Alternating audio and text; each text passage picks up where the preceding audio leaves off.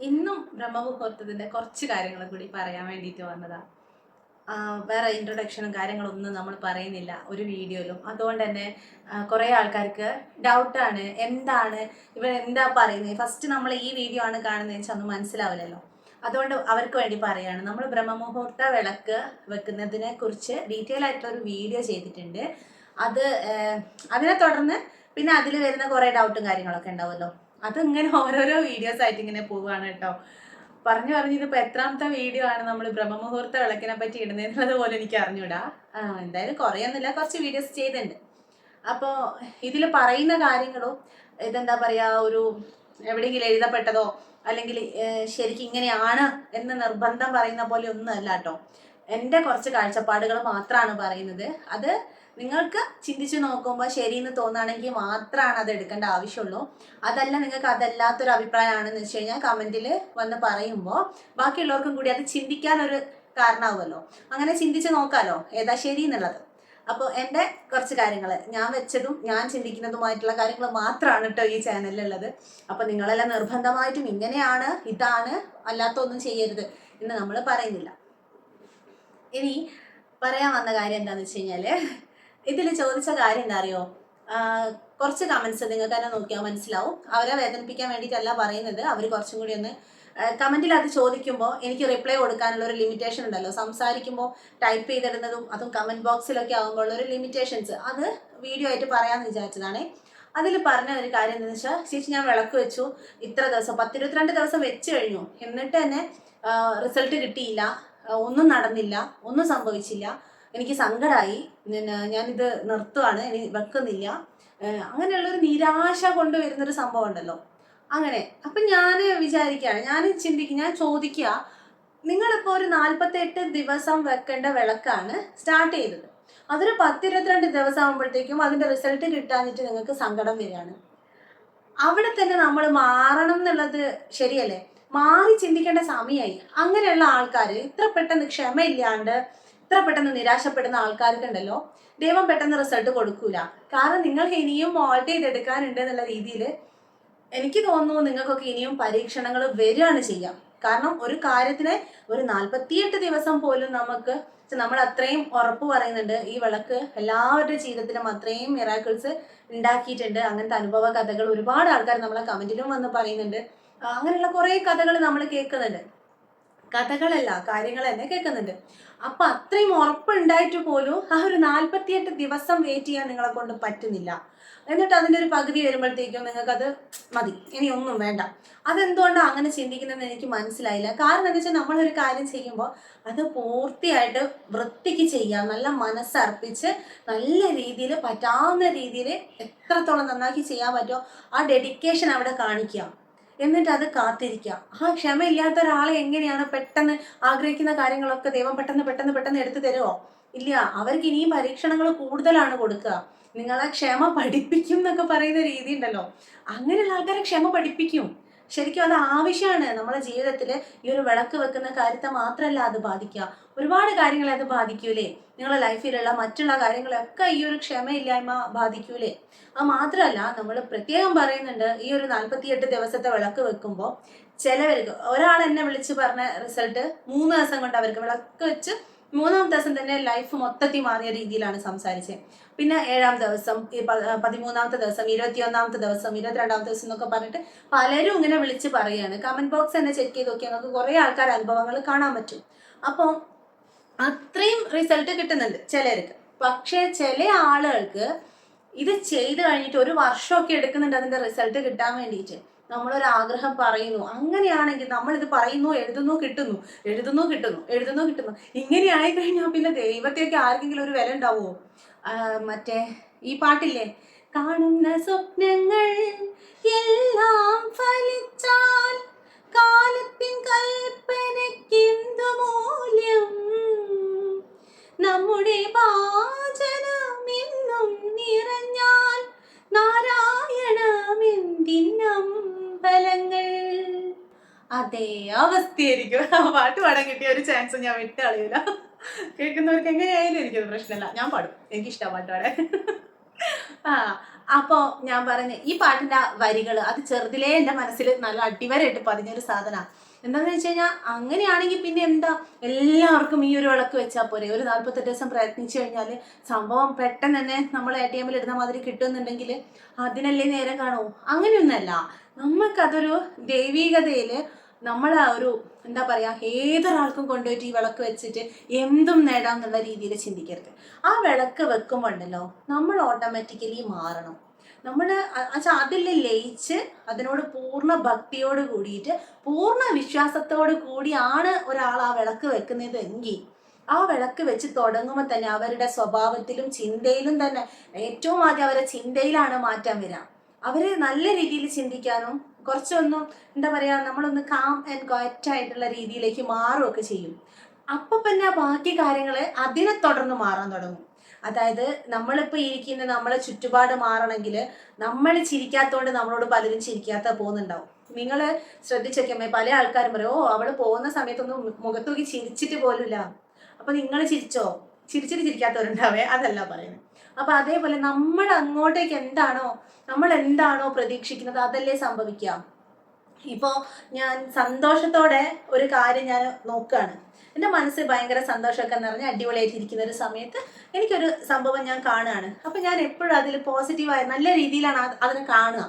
പക്ഷെ ഞാൻ ഭയങ്കര ഡാർക്ക് അടിച്ച് സീനായിട്ടിരിക്കുന്ന ഒരു സമയത്ത് എന്ത് കണ്ടാലും നമുക്കതിലൊന്നും ഒരു സന്തോഷം തോന്നില്ല. ഇതൊക്കെ എന്തെന്നാ, അതിനൊക്കെ ഒരു നെഗറ്റീവാണ് നമ്മൾ കാണുക. അപ്പൊ അതുപോലെ ഈ ഒരു വിളക്ക് നിങ്ങൾ പൂർണ്ണ സമർപ്പണത്തോടു കൂടി ചെയ്ത് കഴിയുമ്പോൾ നിങ്ങൾക്ക് ഓട്ടോമാറ്റിക്കലി നിങ്ങളുടെ സ്വഭാവത്തിലും സംസാര ശുദ്ധി, മനഃശുദ്ധി ഇതെല്ലാം വരികയും ചെയ്യും. നിങ്ങൾക്ക് കൂടെയുള്ള ആളുകളും കൂടെ നന്നാവണം എന്നുള്ളൊരു തോന്നൽ വരും. അതാണ് ശരിക്കും വരേണ്ടത്. ഞാൻ മാത്രം നന്നായാൽ മതി, ഇതിലൂടെ ഈ ഒരു രഹസ്യം ചെയ്തുകൊണ്ട് ഞാൻ മാത്രം അങ്ങോട്ട് അടിപൊളിയാവാൻ പോവാണ്, എന്നിട്ട് എല്ലാവരും കാണട്ടെ ഞാനിതാ ഇങ്ങനെ നടക്കുന്നു എന്നൊക്കെ മൈൻഡ് സെറ്റ് വെച്ചിട്ടാണ് നിങ്ങൾ ഈ ഒരു ആഗ്രഹം സഫലമാവാൻ വേണ്ടിയിട്ട് വിളക്ക് വെക്കുന്നത് വെച്ചാൽ അത് നടക്കണം എന്ന് ഇല്ല കേട്ടോ. കാരണം എന്താണെന്ന് വെച്ചാൽ നമ്മൾ എന്ത് ചെയ്യുമ്പോഴും അത് നമ്മൾ നന്നായാൽ നമുക്ക് ചുറ്റിലുള്ളവർ നന്നാവണം. അത് നമ്മളൊരു ദീപം പോലെ ആയിരിക്കണം, ചുറ്റിലുള്ളവർക്കൊക്കെ പ്രകാശം കൊടുക്കുക. നമുക്കൊരു അറിവ് കിട്ടുമ്പോൾ അല്ലെങ്കിൽ നമുക്കൊരു നന്മ വരുന്ന സമയത്ത് അതിൻ്റെ ഒരു പങ്ക് നമ്മളെ ചുറ്റിലുള്ളവർക്ക് കൊടുക്കാനുള്ള ഒരു മനസ്സ് നിങ്ങൾക്ക് ഉണ്ടെങ്കിൽ ഉറപ്പായിട്ട് നിങ്ങളെ പ്രാർത്ഥന പെട്ടെന്ന് തന്നെ ഫലിക്കും. അതിനൊക്കെ ഉള്ള രീതിയിൽ നമ്മളെങ്ങനെ പാകപ്പെടുത്തണം. നമ്മൾ കുറച്ചൊരു വിനയവും ഒരു കാര്യം പ്രത്യേകം പറയുന്നു കേട്ടോ, ഈ കമന്റ് ഇട്ട അവരെ കുറിച്ചല്ല ഞാൻ പറയുന്നത്. അങ്ങനെ ചിന്തിക്കരുത്, അങ്ങനെ വിഷമിക്കരുത്. വെച്ചാൽ ചെറിയ കുട്ടികളും ആ ഒരു ടീനേജിലുള്ള കുട്ടികളൊക്കെയാണ് ഇത്തരത്തിൽ നിരാശപ്പെടുന്നത്.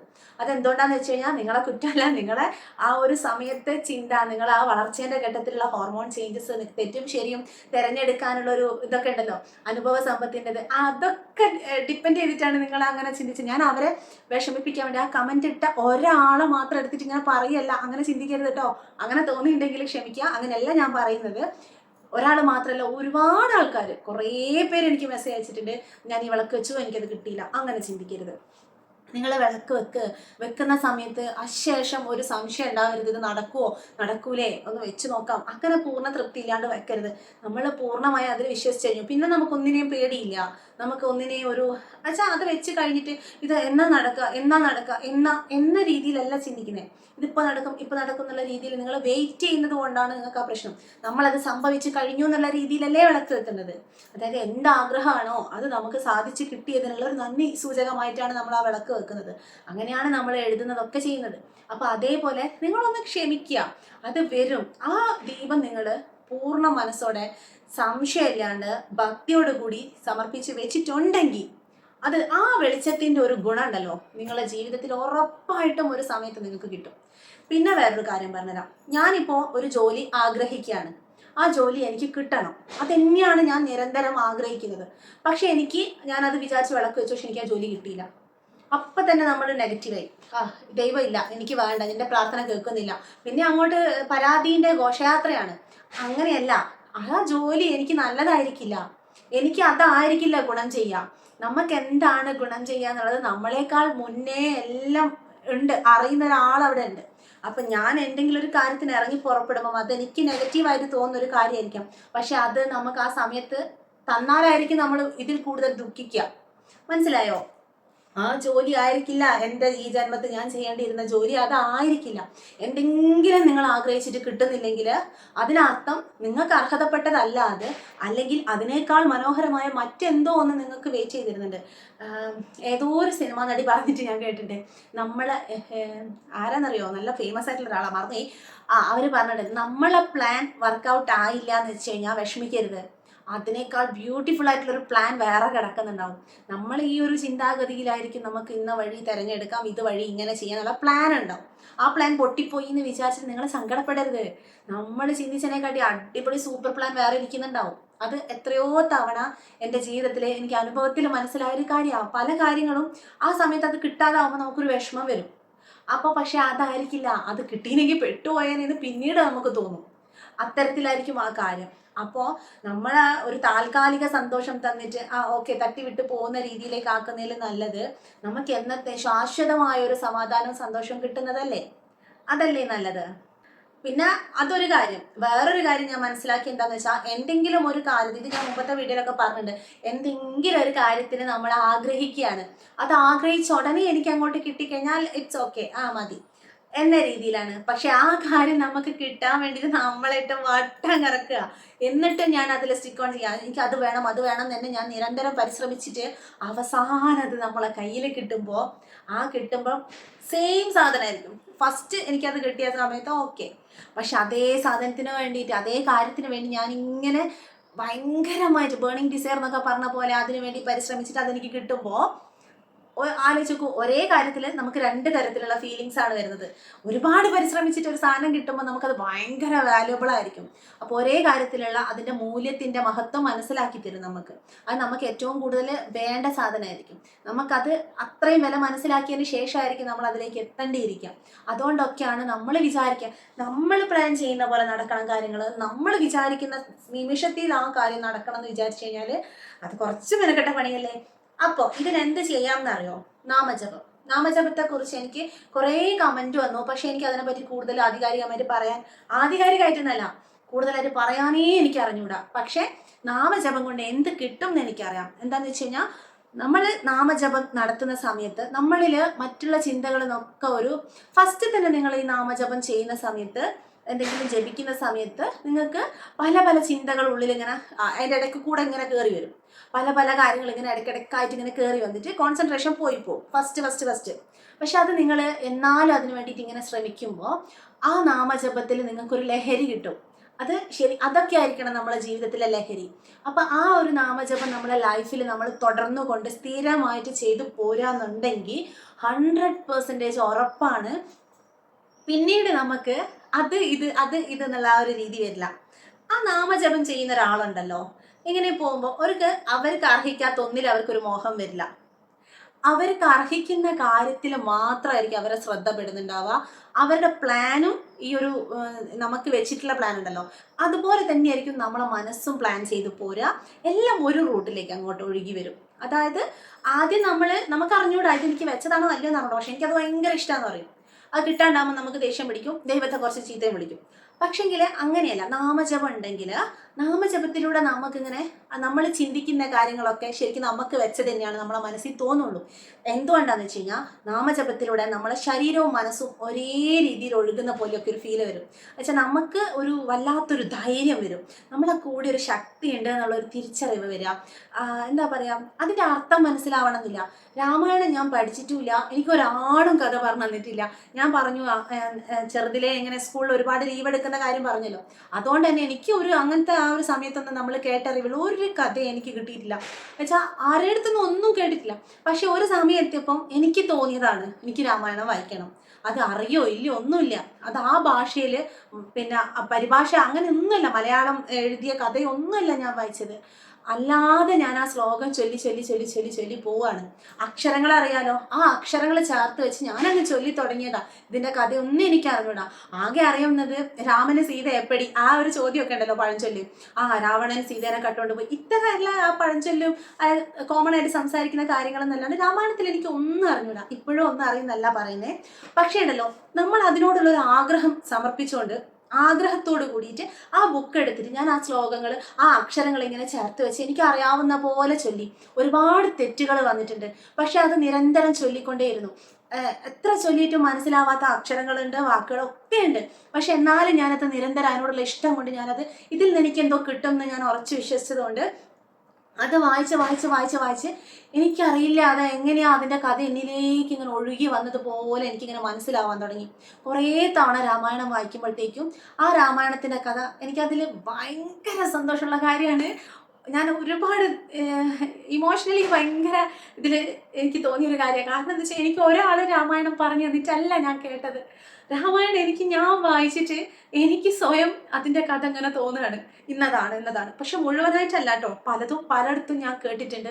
അതായത് നമ്മളിപ്പോൾ പറയുമല്ലോ, രാവണൻ സീതേനെ കട്ടുകൊണ്ട് പോയി, അത്തരത്തിലുള്ള കുഞ്ഞിക്കഥകൾ കുഞ്ഞി കുട്ടികളൊക്കെ പറയുന്നൊക്കെ കേട്ടിട്ടുണ്ട്. പക്ഷെ അതിനെ ഇങ്ങനെ ഓരോരോ എന്താ പറയുക ഡീറ്റെയിൽ ആയിട്ടുള്ള കാര്യങ്ങളൊക്കെ ഞാനത് മനസ്സിലാക്കിയത് ആ ബുക്ക് വായിച്ചിട്ടാണ്. അതായത് പിന്നെ ഒരു പെട്ടെന്നുള്ള ഒരു തോന്നൽ ഞാൻ ആ ബുക്ക് വാങ്ങുന്നു. പക്ഷെ എനിക്കിത് മനസ്സിലാക്കണം തന്നെ. എനിക്കത് അറിയാൻ ആഗ്രഹം ഉണ്ടായിരുന്നു, ഭയങ്കര ആഗ്രഹം ഉണ്ടായിരുന്നു. പക്ഷെ എനിക്കത് പറഞ്ഞു തരാൻ ഒരാളുണ്ടായിരുന്നില്ല. പക്ഷെ ഞാനത് വായിച്ച് എനിക്ക് ഫസ്റ്റ് തവണ, ഒന്നാമത്തെ തവണ വായിച്ച സമയത്ത് എന്തൊക്കെയോ എവിടേക്കോ നമ്മളെ മലയാളമായിട്ട് ടച്ച് വരുന്ന വാക്കുകളുടെ അർത്ഥം മാത്രമേ മനസ്സിലായുള്ളൂ. അത് വെച്ച് ഞാനിങ്ങനെ ഊഹിച്ചെടുക്കും, അങ്ങനെയായിരിക്കും അങ്ങനെയൊക്കെ. അപ്പം യുദ്ധകാണ്ഡമൊക്കെ എത്തിയ സമയത്തേക്ക് എനിക്കൊന്നും മനസ്സിലാവുന്നില്ല. പക്ഷെ ഞാൻ വായന നിർത്തിയില്ല, ഞാൻ അത് വായിച്ച് തീർത്തു. എന്നിട്ട് ഞാൻ ഇത് കർക്കിടകത്തിൽ മാത്രമല്ല കേട്ടോ ഞാൻ വായിക്കുന്നത്. അങ്ങനെ ഒരു സമയം വെച്ചിട്ട് ഞാൻ വായിക്കില്ല. എനിക്ക് എപ്പോൾ തോന്നുന്നു അപ്പം ഞാൻ രാമായണം വായിക്കും. അപ്പം വീണ്ടും ഞാൻ ഈ രാമായണം വായിച്ച് ഓരോ തവണ ഞാനിങ്ങനെ വിചാരിക്കും, എല്ലാ വർഷവും നമ്മൾ ഒരേ ബുക്ക് തന്നെയല്ലേ വായിക്കുന്നതെന്ന് പണ്ട് വിചാരിച്ചിരുന്നേ. എല്ലാവരും കർക്കിടകത്തിൽ സെയിം പുസ്തകം തന്നെ, സെയിം കഥയല്ലേ വായിക്കുന്നത്, അതിനൊരു ത്രില്ലുണ്ടോയെന്ന് ഞാൻ ഇങ്ങനെ വിചാരിക്കും.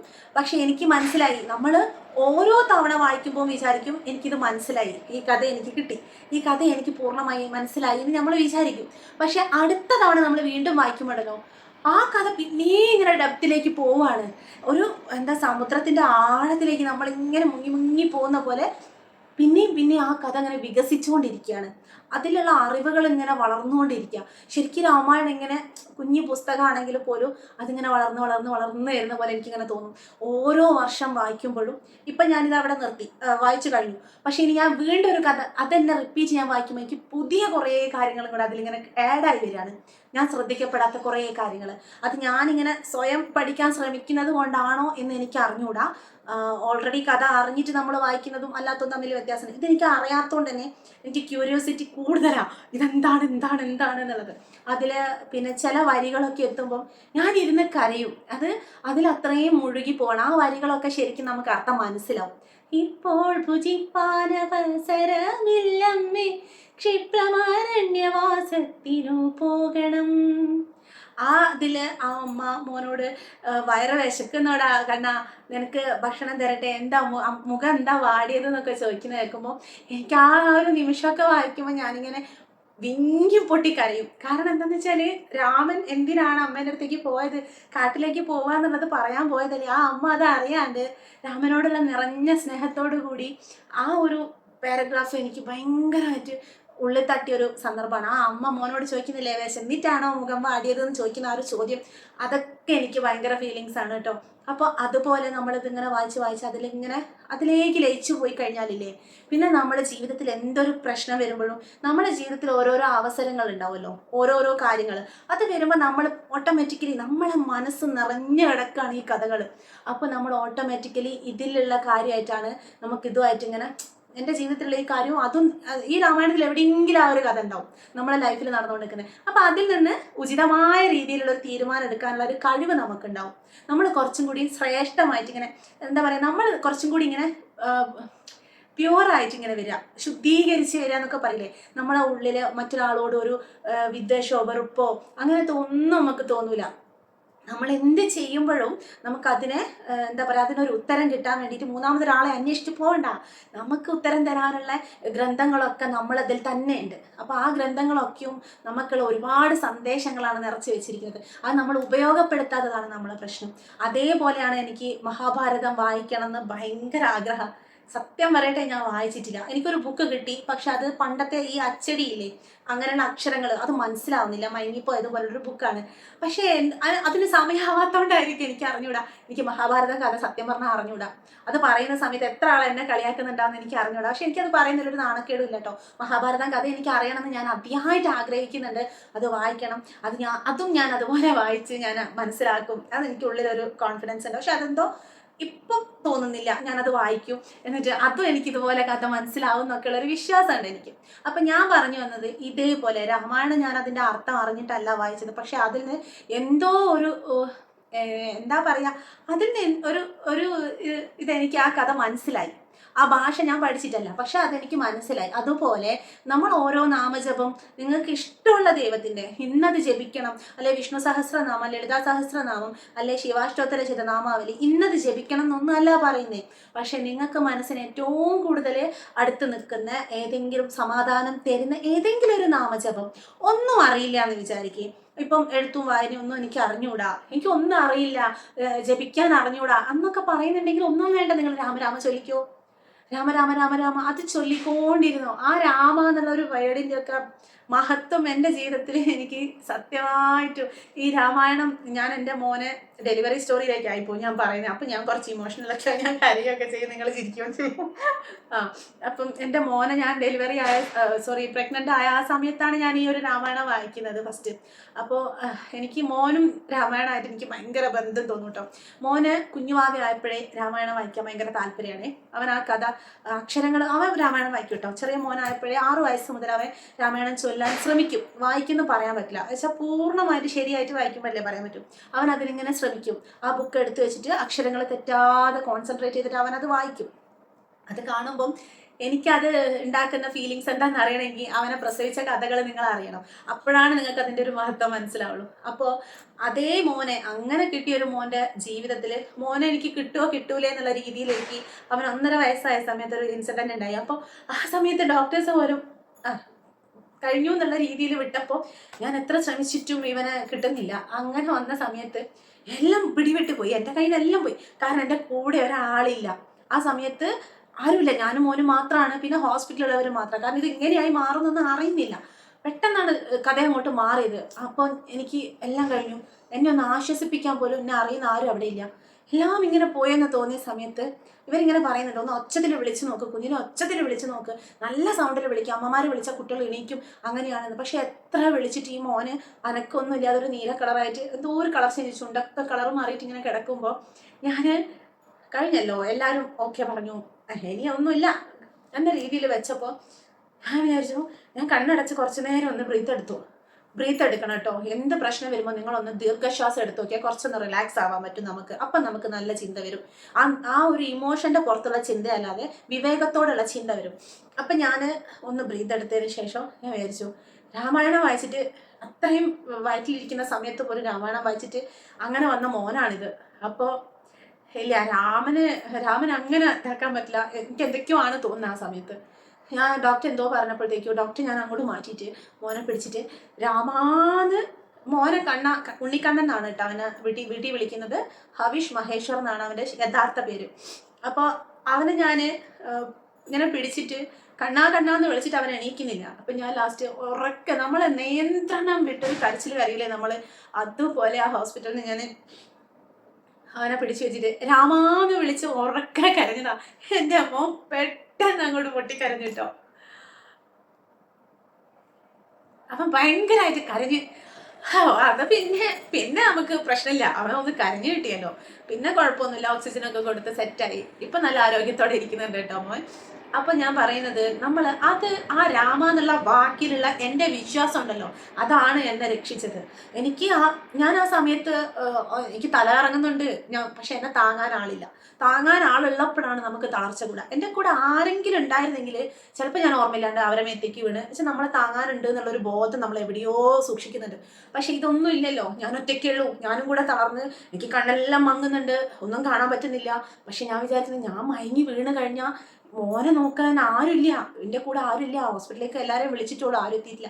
അപ്പം ഞാൻ വിചാരിക്കുന്നത്, എനിക്കുള്ള ഒരേ ഒരു ശക്തി എന്നുള്ള രീതിയിൽ ഞാൻ ആ രാമനെ വിളിച്ചപ്പോൾ എൻ്റെ സകല ഇതും എടുത്തിട്ടാണ് ഞാൻ ആ വിളിച്ചത്. അപ്പോൾ മോനോട് അറിഞ്ഞില്ലേ, അതിന് നിങ്ങൾക്ക് വിശ്വാസം ഇല്ലാത്തവർക്ക് പറയാൻ പല കാരണങ്ങൾ ഉണ്ടാവുമായിരിക്കും. പക്ഷെ വിശ്വസിക്കുന്ന എന്നെ സംബന്ധിച്ച് ഞാൻ ആ രാമ എന്നുള്ള വിളിയിലാണ് എൻ്റെ കുഞ്ഞിനെ ഉണർന്നത്. അപ്പോൾ അതേപോലെ ഈ നാമജപങ്ങൾക്ക് ഭയങ്കര പവർഫുൾ ഇതാണ്. അത് നിങ്ങൾ മനസ്സിലാക്കുക. നിങ്ങൾക്ക് ജീവിതത്തിൽ പല പ്രശ്നങ്ങളുണ്ട്, അതെനിക്ക് ഉറപ്പായിട്ടും അറിയാം. അങ്ങനെയുള്ളവരാണല്ലോ ഇത് കേൾക്കാനും കാണാനും ഇഷ്ടപ്പെടുക ഈ വീഡിയോസ്. അവർക്ക് മനസ്സിന് സമാധാനം കിട്ടാൻ വേണ്ടിയിട്ട് എന്നെ വിളിച്ചിട്ട് പല ആൾക്കാരും പല പ്രശ്നങ്ങൾ എൻ്റെ അടുത്ത് പറഞ്ഞിട്ടുണ്ട്. പക്ഷെ എനിക്കതിന് സൊല്യൂഷൻ പറഞ്ഞു കൊടുക്കാൻ പറ്റാത്ത കുറേ സിറ്റുവേഷൻസ് പലരും വന്ന് പറഞ്ഞു. അവരൊക്കെ എൻ്റെ മനസ്സിൽ ഇങ്ങനെ ഉണ്ട് കേട്ടോ. അവരൊക്കെ പറഞ്ഞ സങ്കടങ്ങൾ എൻ്റെ മനസ്സിൽ ഇങ്ങനെ ഓടിക്കളിക്കുന്നുണ്ട്. പക്ഷേ ഞാൻ എന്താ വിചാരിക്കുന്നത്, അവരോടാണ് ഞാൻ പറയുന്നത്, നിങ്ങൾ ഇപ്പം നമുക്ക് സൊല്യൂഷൻ കണ്ടെത്താൻ പറ്റാത്ത ചില സന്ദർഭങ്ങളുണ്ടാവും. ആ സമയത്ത് സൊല്യൂഷൻ തരാൻ പറ്റുന്ന ഒരേ ഒരു ശക്തി നിങ്ങളുടെ ഉള്ളിൽ നിങ്ങൾ വിശ്വസിക്കുന്ന ആ ഒരു ശക്തിയാണ്. അപ്പോൾ അതിൽ ഉറച്ചു വിശ്വസിക്കുക, അതിനെ മുറുകെ പിടിക്കുക. നിങ്ങൾ നാമജപം ചെയ്ത് നോക്കൂട്ടോ, റിസൾട്ട് ഉറപ്പായിട്ടും ഉണ്ടാവും.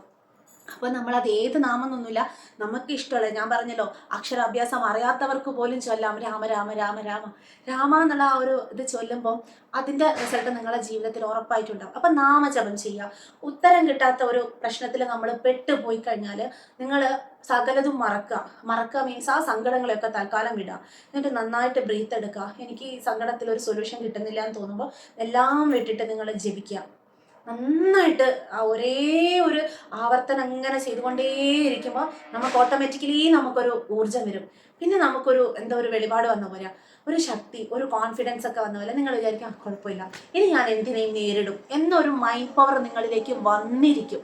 അത് നിങ്ങൾ മനസ്സർപ്പിച്ച് നാമജപം ചെയ്തു നോക്കൂ.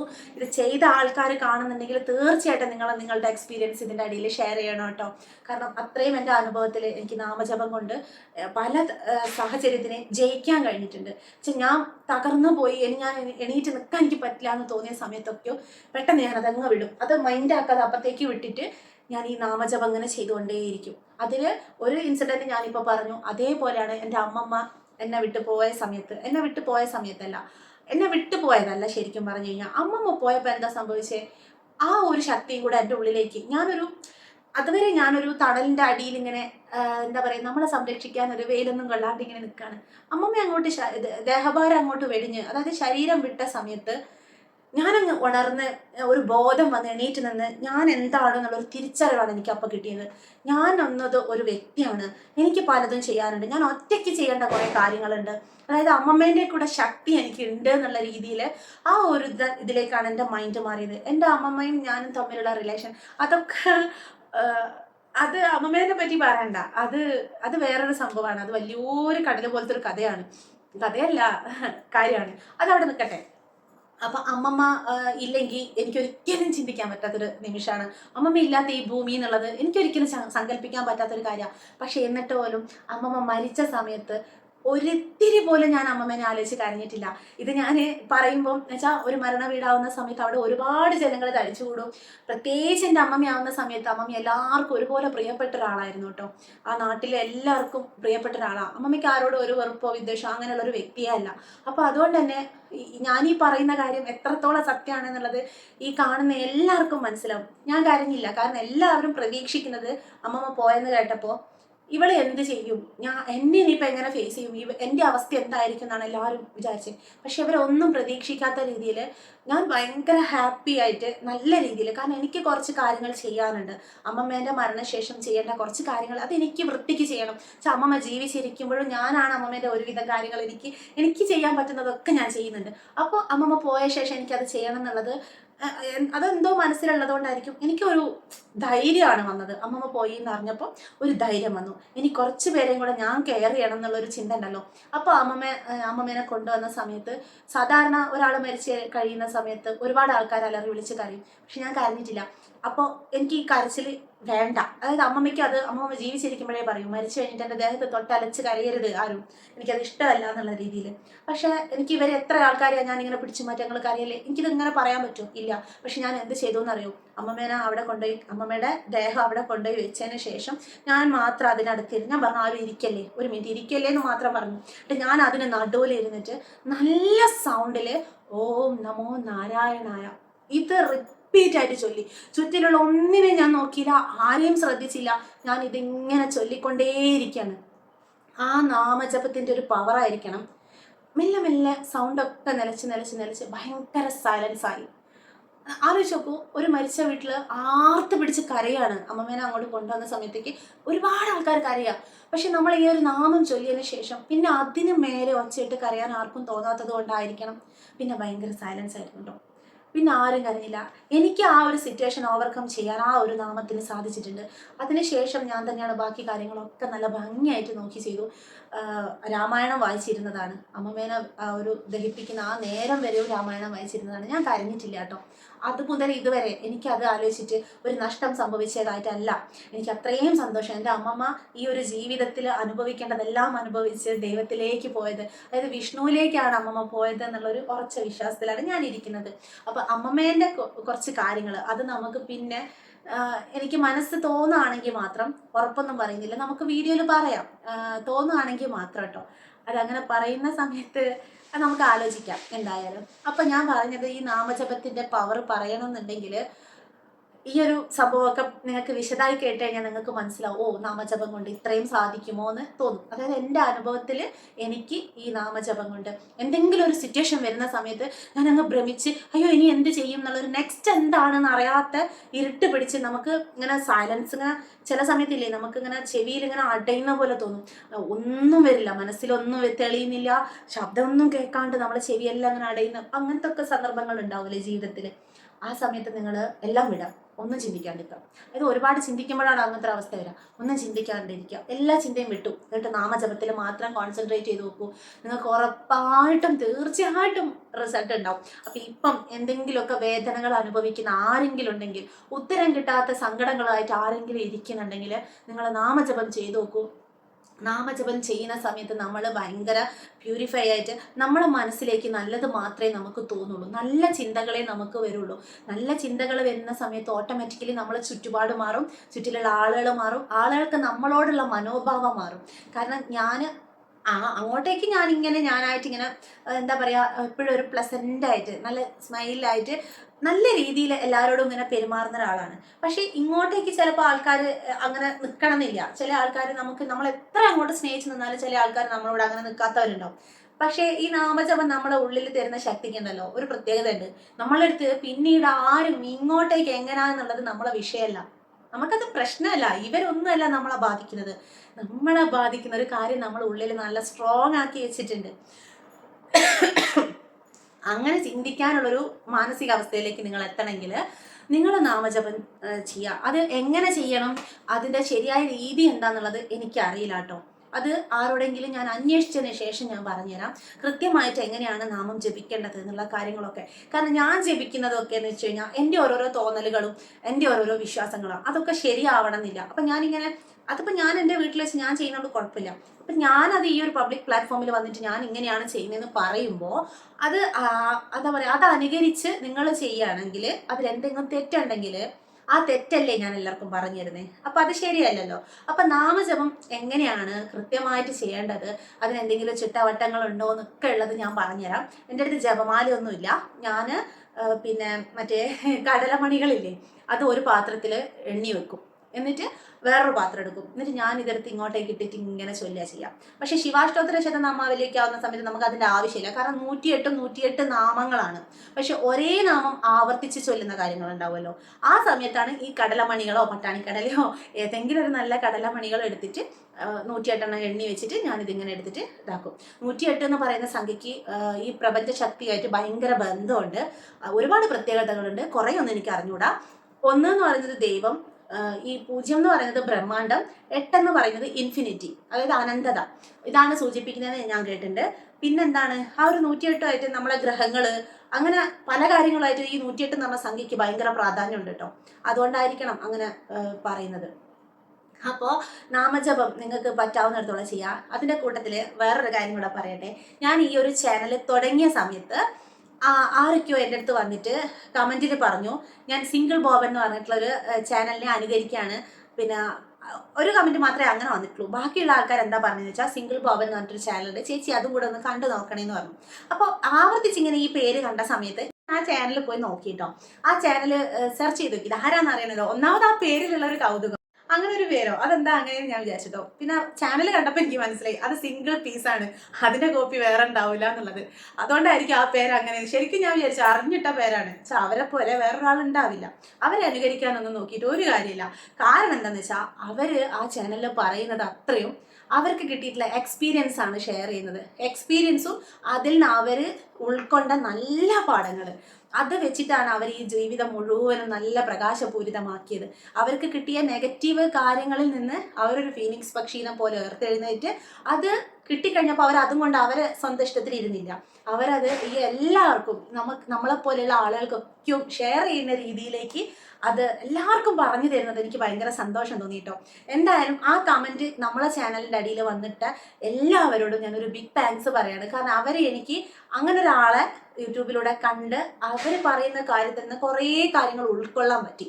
അപ്പോൾ ഞാൻ കുറേ വീഡിയോസ് കണ്ടു, പക്ഷേ ഈ അടുത്ത് വന്ന വീഡിയോസ് ഒന്നും ഞാൻ കണ്ടില്ല. പിന്നെ ഏതൊക്കെയോ വീഡിയോസിൽ കുറേ കാര്യങ്ങളുണ്ട്, എന്നെ ഭയങ്കര സ്ട്രൈക്ക് ചെയ്ത കുറേ കാര്യങ്ങളുണ്ട് കേട്ടോ. ഞാൻ ഒരുപാട് റെസ്പെക്ട് ചെയ്യുന്നുണ്ട് ആ ചേച്ചീനെ. അപ്പോൾ ഇവരുടെ അടുത്ത് ജപമാല കൊടുക്കുന്നുണ്ടെന്നുള്ളൊരു ഷോർട്ട് വീഡിയോ ആണോ എന്തോ ഞാൻ കണ്ടു. തുളസിമാലേൻ്റെ എന്തോ ഷോർട്ട് വീഡിയോ, എന്താണ് ഗുരുവായൂർ പോയിട്ട് നമുക്ക് വേണ്ടി പ്രാർത്ഥിച്ചു എന്നൊക്കെ. അപ്പം ഞാനിങ്ങനെ ആഗ്രഹിച്ചിട്ടോ എനിക്ക് ജപമാല വേണം, എങ്ങനെ ആഗ്രഹിച്ചു. അതെങ്ങനെ കിട്ടുമെന്നൊന്നും എനിക്ക് അറിഞ്ഞൂടേനെ. അപ്പം നമുക്ക് കിട്ടുന്നുള്ളതും എനിക്കറിയില്ല. അപ്പം കഴിഞ്ഞൊരു വീഡിയോയിൽ ഞാൻ കണ്ടു അത് ജപമാല അവരെ കയ്യിലുണ്ട്, ആവശ്യമുള്ളവരെ കോൺടാക്ട് ചെയ്യുന്ന നമ്പർ തന്നു. അപ്പോൾ ആ നമ്പറിൽ ഞാൻ കോൺടാക്ട് ചെയ്തപ്പോൾ എനിക്ക് ഭയങ്കര സന്തോഷമായി. കാരണം അവരായിട്ട് സംസാരിക്കാൻ പറ്റുന്ന ഞാൻ സ്വപ്നത്തിൽ വിചാരിക്കുന്ന കാര്യമല്ല കേട്ടോ. അവരായിട്ട് ഞാൻ സംസാരിച്ചു, എന്താ പറയുക, അടിപൊളി കേട്ടോ. ഭയങ്കര അവരോട് സംസാരിക്കുമ്പോൾ തന്നെ നമ്മൾ പോസിറ്റീവായി മാറും. അങ്ങനത്തെ ഒരു അടിപൊളി ചേച്ചിയാണ്. അപ്പോൾ ഇത് കാണാത്ത ആരെങ്കിലും ഉണ്ടെങ്കിൽ നമ്മളെ ഈ ചാനൽ കണ്ടിട്ട് ഇഷ്ടപ്പെടുന്ന ആൾക്കാർക്ക് സ്വാഭാവികമായിട്ടും ഉറപ്പായിട്ടും ഈ ചാനൽ ഇഷ്ടപ്പെടുന്ന എല്ലാവർക്കും ആ ചേച്ചിയുടെ ചാനൽ 100% ഇഷ്ടപ്പെടും. പക്ഷെ അവരെ കണ്ടുകൊണ്ടിരിക്കുമ്പോൾ തന്നെ നമുക്കൊരു ചിൽ മൂഡാണ്, അടിപൊളിയാണ്. അപ്പോൾ ആരെങ്കിലും ഉണ്ടെങ്കിൽ ഒന്ന് സെർച്ച് ചെയ്ത് നോക്കൂ, സിംഗിൾ ബോബൻ എന്നാണ് കേട്ടോ. ഞാൻ ഇതിനകത്ത് എഴുതിയിടാം, അവരുടെ ചാനലിൻ്റെ പേര് ഞാൻ വീഡിയോയിൽ എഴുതിയിടാം. അപ്പോൾ ചേച്ചീനെ കോൺടാക്ട് ചെയ്താലും അവരെ ചാനലിൽ കയറി അവരെ നമ്പറും കിട്ടും. നമ്പർ ഞാൻ നോക്കട്ടെ കേട്ടോ. അപ്പോൾ അവരെ നമ്പർ കിട്ടും. അപ്പോൾ ചേച്ചീൻ്റെ അടുത്ത് പറഞ്ഞു കഴിഞ്ഞാൽ നമുക്ക് ജപമാല കിട്ടും. ആർക്കെങ്കിലും ഈ ഒരു വീഡിയോ കണ്ടിട്ട് ഇനിയിപ്പം ജപിക്കണം എന്നൊക്കെ തോന്നുകയാണെന്നുണ്ടെങ്കിൽ ചേച്ചീനെ കോൺടാക്ട് ചെയ്താൽ മതി. ചേച്ചി ജപമാല നമുക്ക് അയച്ചു തരും കേട്ടോ. അതിൻ്റെ പേയ്മെൻറ്റ് നമ്മൾ ഗൂഗിൾ പേ ചെയ്ത് കൊടുത്താൽ മതി, നമുക്കത് വീട്ടിലേക്ക് അയച്ചു തരും. ഞാൻ ഒരെണ്ണം ഓർഡർ ചെയ്തിട്ടുണ്ട്, അത് കിട്ടിയാൽ ഞാൻ ഷോർട്ട് വീഡിയോ ആയിട്ടെങ്കിലും ഞങ്ങൾക്ക് കാണിച്ചു തരും. ആ ജപമാല ഞാൻ കാണിച്ചു തരാം. അപ്പം ഞാൻ എന്തായാലും ഇനി ആ മാല കിട്ടിക്കഴിഞ്ഞാൽ ഞാൻ ഭയങ്കര ഒരു ത്രില്ലിലിരിക്കുകയാണ്. എനിക്ക് ജപമാല കിട്ടാൻ പോകാണല്ലേ. അപ്പോഴാണ് ഞാൻ ചിന്തിച്ചേ, ഇത്രയും വർഷം ഉണ്ടായിരുന്നു ഞാൻ എന്തുകൊണ്ട് അങ്ങനെ ചിന്തിച്ചില്ല, ആ ഒരു ജപമാല വാങ്ങിയാൽ മതി എന്നുള്ളത് ഞാൻ ചിന്തിച്ചില്ല. ഞാൻ ഈ കടലമണി എണ്ണീറ്റ് തന്നെയാണ് ഇരിക്കുന്നത്. അതാണ്, ചില കാര്യങ്ങൾ നമുക്ക് നിസ്സാരമാണെങ്കിൽ അത് തോന്നൂല, അതിനൊരു സമയം ഉണ്ടാവും. എൻ്റെ യോഗം ഈ ചേച്ചീൻ്റെ കയ്യിൽ നിന്ന് വാങ്ങിക്കണം എന്നുള്ളതായിരിക്കും. അപ്പം എന്തായാലും അവർ പ്രാർത്ഥിച്ച് വെച്ചിട്ടുള്ള ജപമാല എൻ്റെ കയ്യിൽ എത്തട്ടെ. നിങ്ങൾക്ക് എല്ലാവർക്കും ഞാൻ കാണിച്ചു തരും കേട്ടോ. എന്നിട്ട് അത് വെച്ചിട്ട് ജപിക്കുന്ന ആ ഒരു നിമിഷത്തിന് വേണ്ടി ഞാൻ ഭയങ്കരമായിട്ട് വെയിറ്റ് ചെയ്യുക. അപ്പോൾ ആർക്കെങ്കിലും ജപിക്കണമെന്നുണ്ടെങ്കിൽ ചേച്ചീൻ്റെ അടുത്ത് കോൺടാക്ട് ചെയ്യുക. പിന്നെ ഇത് പ്രൊമോഷൻ ഒന്നുമല്ല കേട്ടോ, അവർ പറഞ്ഞിട്ടൊന്നുമല്ല കേട്ടോ ഞാനിത് ചെയ്യുന്നത്. അങ്ങനെ ആരും വിചാരിക്കല്ലേ, അവരങ്ങനത്തെ ഒരു കാര്യം എൻ്റെ അടുത്ത് പറഞ്ഞിട്ടില്ലേ, പാവം. അപ്പോൾ എനിക്കത് കണ്ടപ്പോൾ നല്ല അടിപൊളിയായിട്ട് തോന്നി, അത് ഞാൻ നിങ്ങളുടെ അടുത്ത് ഷെയർ ചെയ്തു. അതേപോലെ ജപിക്കുന്നതിനെ പറ്റി അവരെന്തെങ്കിലും വീഡിയോസ് ഇടോ അങ്ങനെ എന്തോ ഞാൻ മൊത്തം നോക്കട്ടെ. ഞാൻ അവരുടെ അടുത്ത് നിന്ന് ചോദിച്ചിട്ട് അറിയാമെന്നുണ്ടെങ്കിൽ ഒന്നുകിൽ അവരുടെ വീഡിയോയിലുണ്ടാവും, അല്ലെങ്കിൽ എനിക്ക് അറിയാൻ പറ്റുന്ന എവിടെന്നെങ്കിലും നോക്കിയിട്ട് ഞാൻ കൃത്യമായ രീതി ജപമാല എങ്ങനെ ഉപയോഗിക്കണം, എങ്ങനെ ജപിക്കണം എന്നുള്ളതൊക്കെ ഞാൻ ആരോടെങ്കിലും ചോദിച്ചറിഞ്ഞ് അന്വേഷിച്ചിട്ട് ഞാൻ പറഞ്ഞുതരാം. എന്തായാലും നിങ്ങൾ പരമാവധി ജപിക്കാൻ നോക്കുക. എപ്പോഴും സദാ നേരം നമ്മളെ നാവിൻ തുമ്പിൽ അങ്ങനത്തെ ഈശ്വര ചിന്തയും ഈശ്വര വാക്കുകളൊക്കെ നമ്മളെ നാവിലുണ്ടെങ്കിൽ ഈ സീരിയൽ കാണാനോ അല്ലെങ്കിൽ കുശുമ്പ് പൊന്നായ്മ പറയാനോ പരദൂഷണം പറയാനൊന്നും നമുക്ക് നേരം കിട്ടില്ല, നമുക്കിട്ട് തോന്നുകയില്ല. നമ്മളിങ്ങനെ ഇതിലിങ്ങനെ ഒരു ലഹരി കണ്ടെത്തി കഴിഞ്ഞാൽ നമുക്കൊരിക്കലും മറ്റൊരാളുടെ കുറ്റം പറയുമ്പോൾ ഒരു സന്തോഷം ഫീൽ ചെയ്യില്ല. ഇനിയിപ്പം വേറൊരാളോട് പറയുന്നത് കേൾക്കുമ്പോൾ പോലും നമുക്കൊരു ഇറിറ്റേഷനായിട്ട് നമ്മൾ അതങ്ങ് സ്കിപ്പ് ചെയ്യും. അപ്പം നമ്മൾ ഓട്ടോമാറ്റിക്കലി നമ്മൾ കുറച്ചൊരു എന്താ പറയുക വേറിട്ട് വരാൻ തുടങ്ങും. അത് നമ്മളെ ചുറ്റുപാട് മാറുമെന്ന് ഞാൻ പറഞ്ഞല്ലോ. നമ്മളെ ചുറ്റിലുള്ള ആളുകൾ, നമ്മളെ എന്താ പറയുക, നമ്മളെ ചുറ്റിലുള്ള ആളുകൾ നമ്മളെ ഒരു കൂട്ടുകെട്ട് ഇതൊക്കെ ഫിൽട്ടർ ചെയ്യാൻ പോകും, ഫിൽട്ടറായിട്ട് വരും. കാരണം വെച്ചാൽ നമ്മളെ കയ്യിലുള്ള പല ആൾക്കാരും നമ്മളിൽ നിന്ന് നഷ്ടപ്പെടുകയും നമ്മളിലേക്ക് നല്ല കുറേ ആളുകൾ വന്നു ചേരുകയും ചെയ്യും. നമ്മളിപ്പം നിലവിൽ നമ്മളെ കൂട്ടത്തിൽ ഏതെങ്കിലും നെഗറ്റീവ് പീപ്പിൾസ് ഉണ്ടെങ്കിൽ അവർ ഓട്ടോമാറ്റിക്കലി അങ്ങ് ദൂരെ പോകും, നമുക്കത് ഇറിറ്റേറ്റഡ് ആവും. അപ്പോൾ അതങ്ങ് ഓട്ടോമാറ്റിക്കലി അതങ്ങ് പോകും. എന്നിട്ട് നല്ല നല്ല കൂട്ടുകെട്ടുകളിലേക്ക് നമ്മൾ ഇങ്ങനെ എന്താ പറയുക ചേരി തിരിഞ്ഞ് വരിക എന്നൊക്കെ പറയില്ലേ, അതുപോലെ ആയിട്ട് വരും. അപ്പോൾ എല്ലാവർക്കും എന്താ പറയുക, സങ്കടപ്പെടുന്ന എല്ലാവരോടും പറയാണ്, ആരും വിഷമിക്കേണ്ട കേട്ടോ. എല്ലാവർക്കും ജീവിതത്തിൽ നല്ലത് വെച്ചിട്ടുണ്ട്, പക്ഷെ അത് നമ്മൾ തിരിച്ചറിയാനുള്ള ഒരു പരിശ്രമം നടത്തിയാൽ മതി. എല്ലാവരും ഒരു ഉറച്ച് വിശ്വസിക്കുക, ഒരു ശക്തിയിൽ ഉറച്ച് വിശ്വസിക്കുക. എന്നിട്ട് ഈശ്വര വിചാരം ഉണ്ടാക്കുക. കൈവിട്ട് പോയി ജീവിതം എന്നുള്ളൊരു അവസ്ഥ എത്തുമ്പോൾ ഈ നാമജപത്തിൽ മുറുക്ക പിടിച്ചോ, നിങ്ങളെ അത് വിടൂല. ഞാനല്ലേ പറയുന്നേ, എന്നോട് സ്നേഹമുണ്ട് ഒരുപാട് ആൾക്കാർക്ക്. എത്ര സ്നേഹമുള്ള ആൾക്കാരാണെന്നറിയാം എന്നെ വിളിക്കുന്നത്. അപ്പൊ അത്രയും സ്നേഹം നിങ്ങൾക്ക് എന്നോടുണ്ടെങ്കിൽ ഞാൻ ഈ പറയുന്നത് നിങ്ങൾ അടിവരയിട്ട് വിശ്വസിക്കുക. നാമജപം കൊണ്ട് നിങ്ങളുടെ ജീവിതത്തിൽ ഉറപ്പായിട്ടും നല്ല മാറ്റം ഉണ്ടാവും. അത് മുറുകെ പിടിക്കാം. ഏത് പ്രതിസന്ധി, എന്ത് പ്രശ്നം വന്നാലും, എങ്ങേയറ്റത്തെ പ്രശ്നം വന്നാലും നിങ്ങൾ ഈ ഒരു വിചാരം, ഈശ്വരനാമം നിങ്ങളെ ഉള്ളിലുണ്ടെങ്കിൽ ആ ശക്തിയിൽ നിങ്ങൾ മുറുകെ പിടിച്ച, നിങ്ങൾ ചിന്തിക്കണ്ട ഇതിന്റെ സൊല്യൂഷൻ എന്താണ് ഈശ്വര, ഇതെങ്ങനെ എവിടെ ചെന്ന് അവസാനിക്കും, നിങ്ങൾ ചിന്തിക്കണ്ട. നിങ്ങളത് വിട്ടേക്കുക, ആ പ്രശ്നത്തെ നിങ്ങൾ വിട്ടേക്കുക. മനസ്സർപ്പിച്ച് നാമം ജപിക്കുക. അപ്പോൾ ഓട്ടോമാറ്റിക്കലി നമുക്ക് നല്ല ചിന്ത വരും. അതിന്റെ സൊല്യൂഷൻസ് എങ്ങനെ വേണം, എന്ത് വേണം എന്നൊക്കെ ഉള്ള നമ്മുടെ ബുദ്ധിയിൽ ഇങ്ങനെ തെളിഞ്ഞു വരും. റിലാക്സ് ആയിട്ട് ഇരിക്കുന്ന സമയത്ത് കൂളായിട്ട് അതിനെപ്പറ്റി ചിന്തിക്കുക, അതിനുള്ള പരിഹാരങ്ങൾ കണ്ടെത്തുക, ഒക്കെ നടക്കും കേട്ടോ. അപ്പോൾ ഇത്രയും കാര്യങ്ങളൊക്കെയാണ് ഞാൻ ഇന്ന് പറയാൻ ഉദ്ദേശിച്ചത്. അപ്പോൾ എല്ലാവർക്കും ടാറ്റ. അടുത്ത വീഡിയോയിൽ കാണാം കേട്ടോ.